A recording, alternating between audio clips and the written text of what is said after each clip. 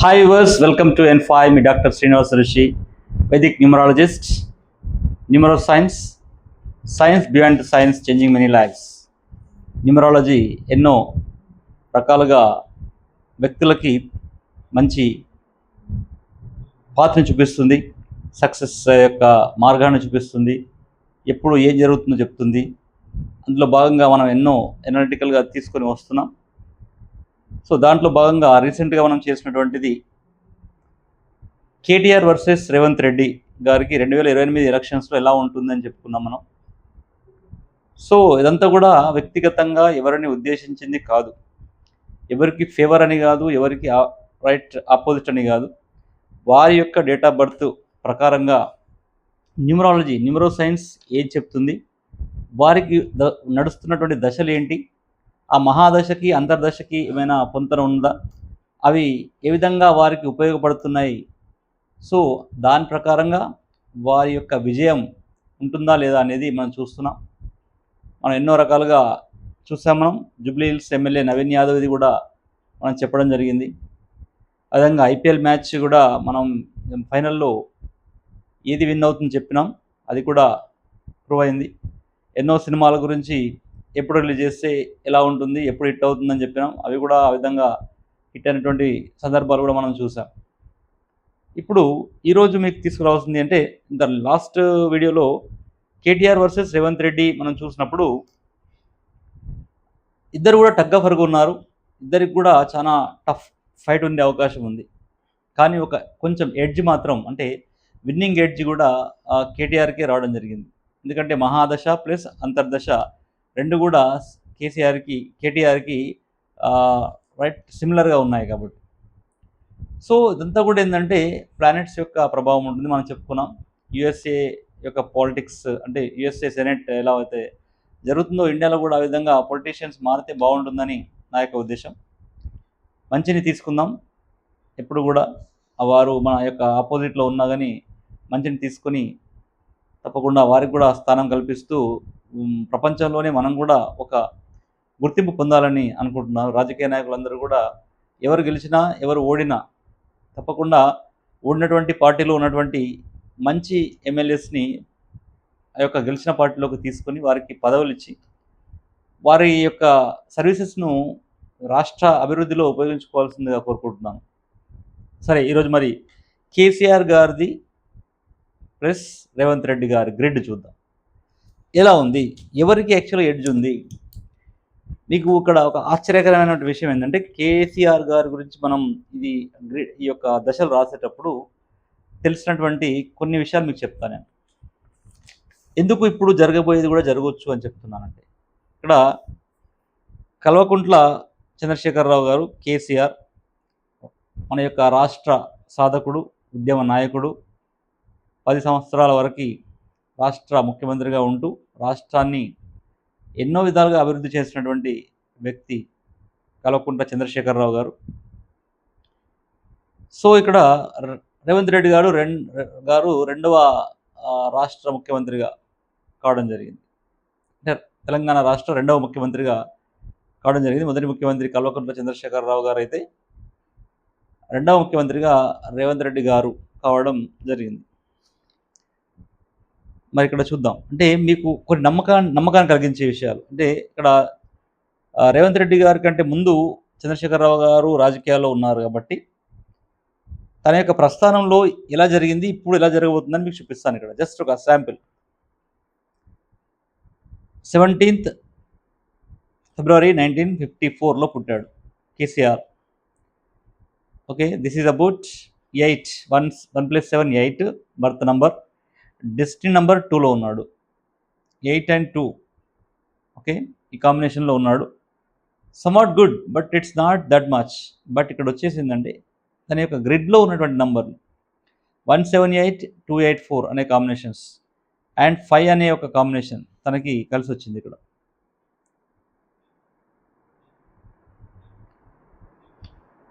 So 9 10 15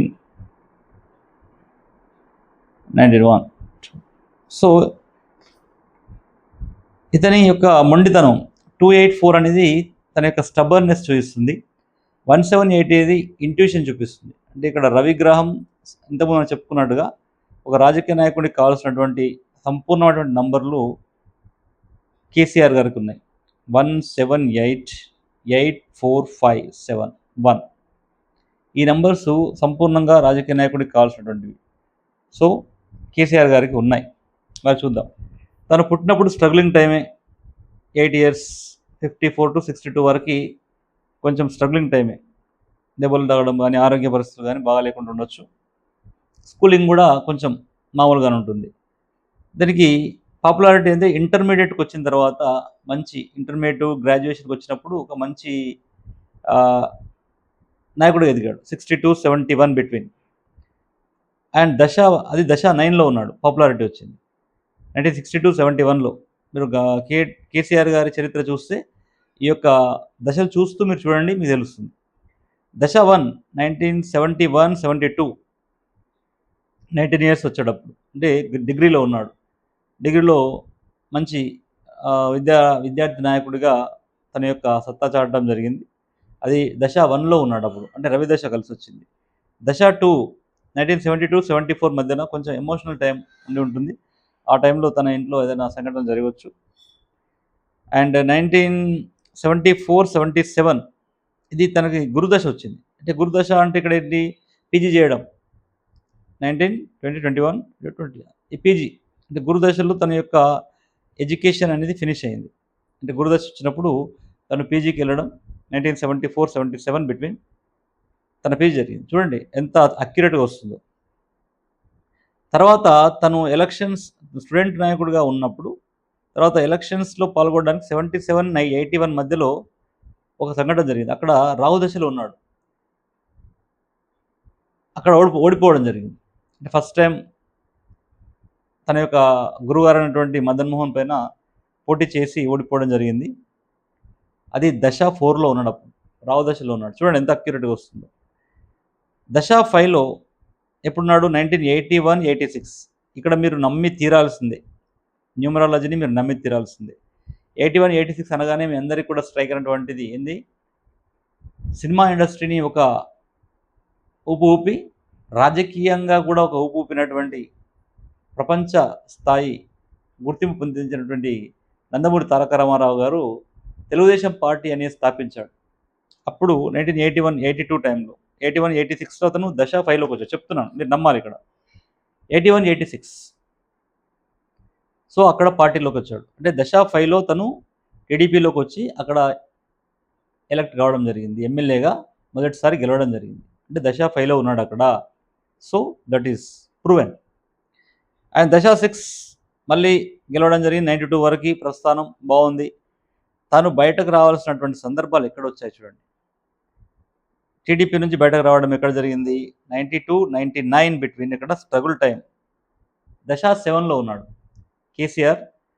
దశ 7లో ఉన్నాడు ఎక్కడ, 92-99 టైంలో.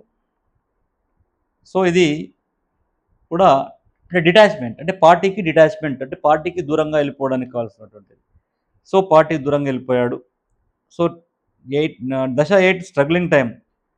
1999 ఏం చేయాలో తెలియదు. 2001-2002లో పార్టీ స్టార్ట్ చేశాడు.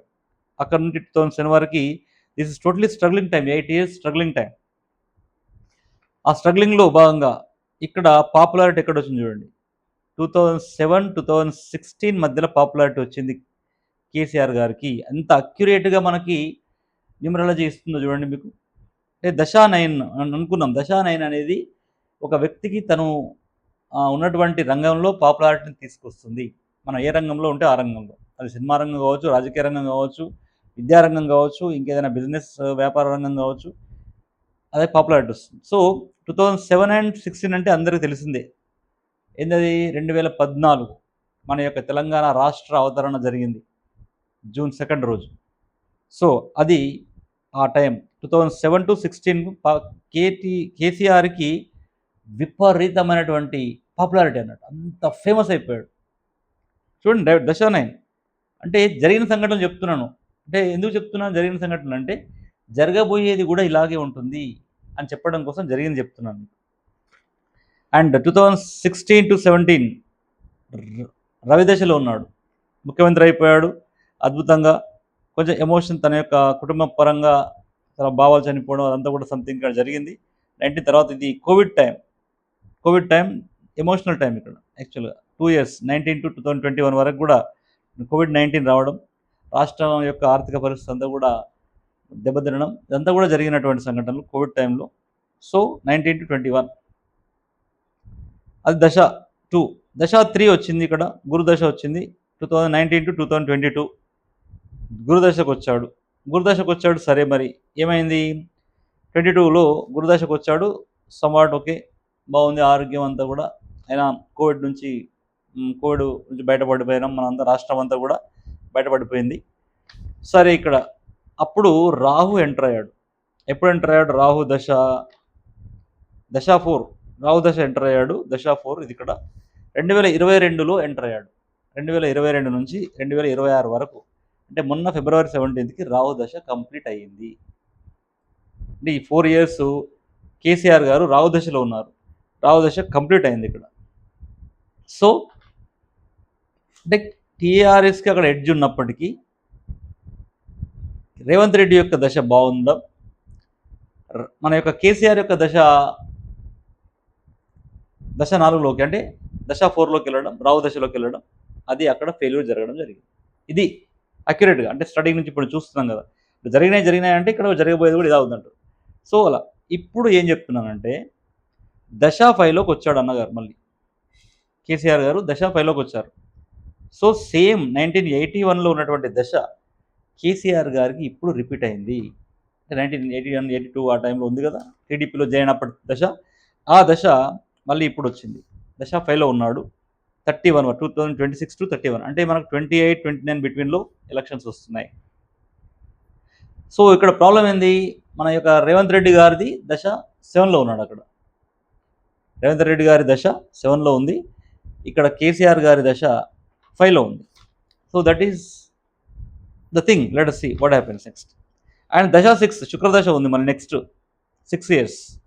ఆ తర్వాత 31-37 వరకు.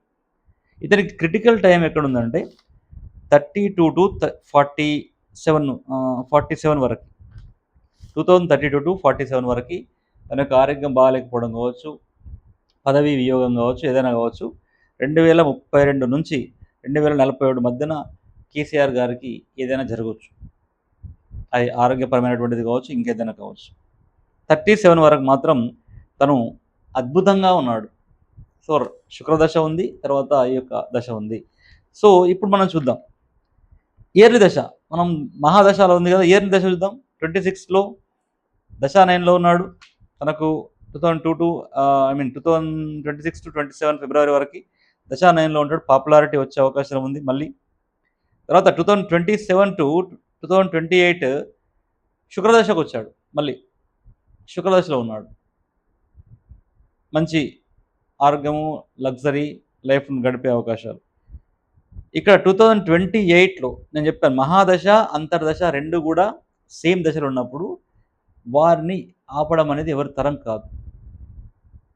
సో 28 ఫిబ్రవరి నుంచి 29 ఫిబ్రవరి వరకు దశ 5లో ఉంటున్నాడు.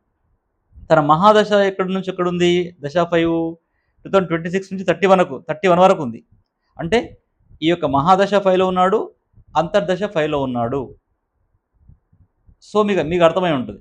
అంటే మహాదశ ప్లస్ అంతర్దశ రెండు కూడా పాజిటివ్ దశలు ఉన్నప్పుడు వారి యొక్క విజయాన్ని ఆపడం అనేది ఎవరి తరం కాదు.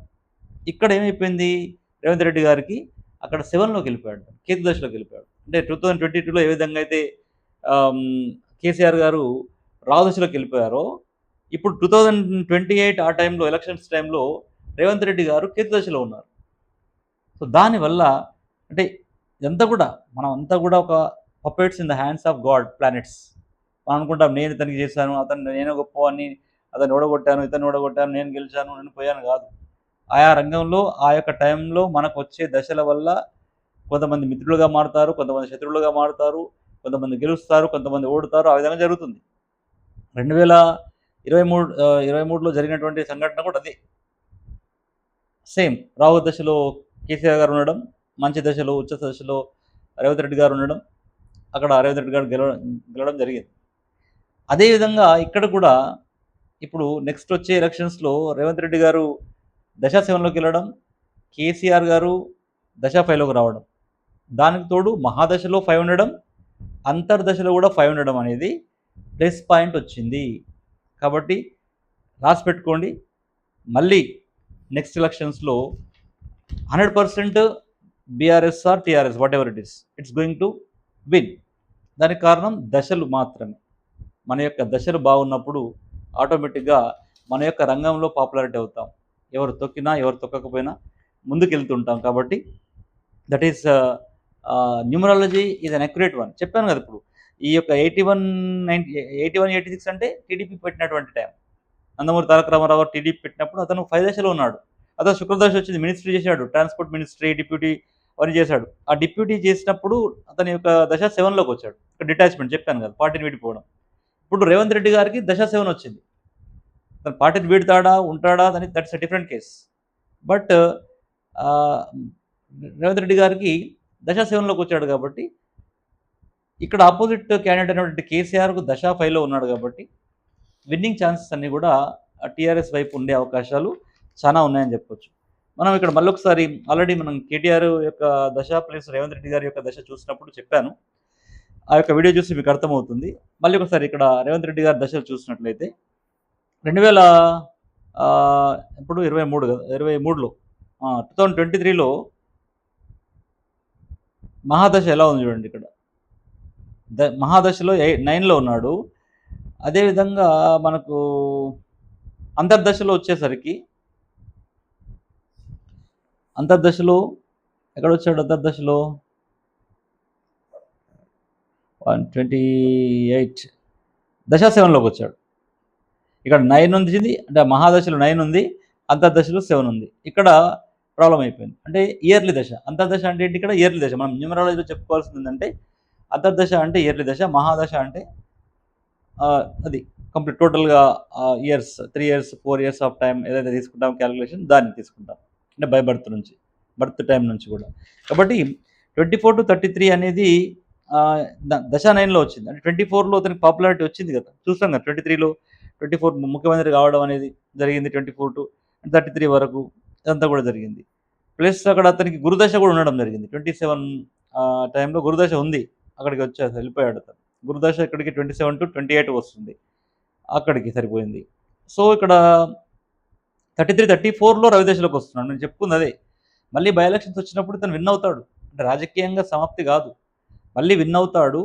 బట్ ఇప్పుడు 28లో జరిగే ఎలక్షన్స్లో మాత్రం చాలా టఫ్ టైం ఉంటుంది. కేటీఆర్ గారికి మహాదశ ప్లస్ అంతర్దశ కూడా సేమ్ సిమిలర్గా ఉంది కాబట్టి.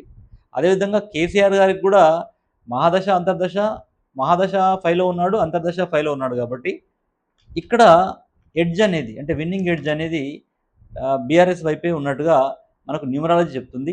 ఇది వ్యక్తిగత అభిప్రాయం, ఎలాంటిది కాదు. ఏ పార్టీ వాళ్ళు కూడా ఫీల్ కావద్దు. ఎవరైనా రాజకీయ నాయకులు కూడా, ఎవరైనా ఔత్సాహికులైనటువంటి రాజకీయ నాయకులు ఇప్పుడు వచ్చే జిహెచ్ఎంసీ ఎలక్షన్స్లో కానీ లేకుంటే అసెంబ్లీ ఎలక్షన్స్లో కానీ ఎవరైనా పోటీ పడాలనుకున్నప్పుడు కన్సల్ట్ చేయండి 9573628649. ఎందుకంటే డబ్బులు ఊరికే రావు ఎవరికి కూడా. ఊరికి ఖర్చు పెట్టే కంటే కూడా మీకు గెలిచే అవకాశం ఉందా, మీ దశలు ఎలా నడుస్తున్నాయి, మీకు రవిదశ ఉండాలి, లేకుంటే బుధదశ ఉండాలి. ఈ రవిదశ, బుధదశ, శుక్రదశల్లో ఈ 3 దశల్లో ముఖ్యంగా బుధదశ, శుక్రదశ ఉన్నాయంటేనే మనం విన్ అవుతాం. ఈ 3 దశలు అంటే రవిదశ కానీ, బుధదశ కానీ, శుక్రదశ కానీ మనకు ఇయర్లీ దశలు లేనట్లయితే మనం విన్ కావడం చాలా ప్రాబ్లమాటిక్గా ఉంటుంది. అంటే విన్ కాకపోవడమే జరుగుతుంది. కాబట్టి మీరు ఏ దశలో ఉన్నారో తెలుసుకోవాలంటే కన్సల్ట్ చేయండి 9573628649. ఎవరైతే రాజకీయంగా ముందుకు వెళ్దామని ఔత్సాహికులు ఉన్నారో, ఎవరైనటువంటి సీనియర్ లీడర్స్ అయినప్పటికీ కలవండి. I mean through online, phone ద్వారా కూడా కలవచ్చు.